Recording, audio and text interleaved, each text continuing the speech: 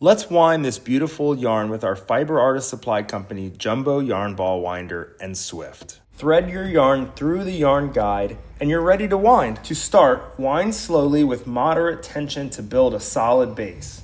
Once the foundation is secure, you can increase speed for efficient winding.